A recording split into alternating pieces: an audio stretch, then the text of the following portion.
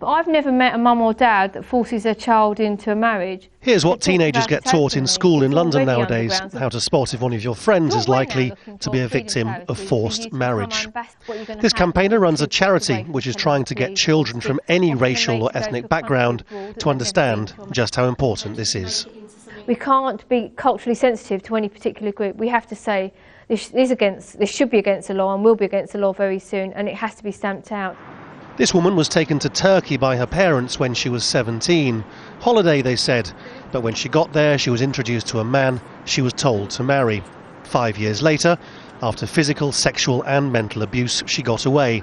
But she can't forget, nor has it been easy to forgive her father. They just took me to Turkey, left me there, got married to my ex-husband. That was it. It wasn't explained, I wasn't told. You know, I never knew I was even going to Turkey to get married, so nothing was explained. But even after the incidents, even after my father apologised, the only thing he could say to me was, "This, we thought we were doing the right thing."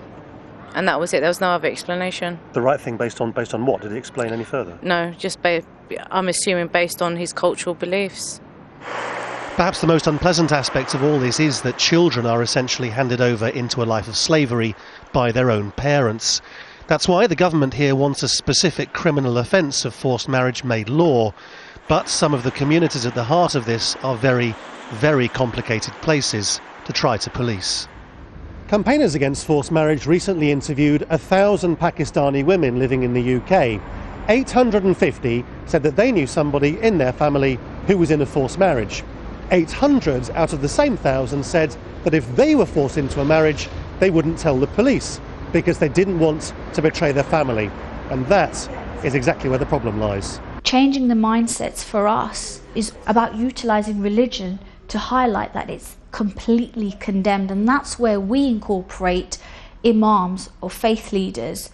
And others question how police officers will reasonably be able to make a distinction between arranged marriages and forced ones. Arranged marriage is essentially one based on choice and consent at one end of the continuum, and at the other end of the continuum you've got forced marriage based on coercion and duress.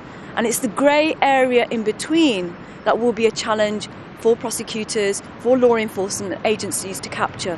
But the real power lies in the hands of children who somehow need to find the strength to say no to the authority figures in their lives. Laurence, Al Jazeera in London.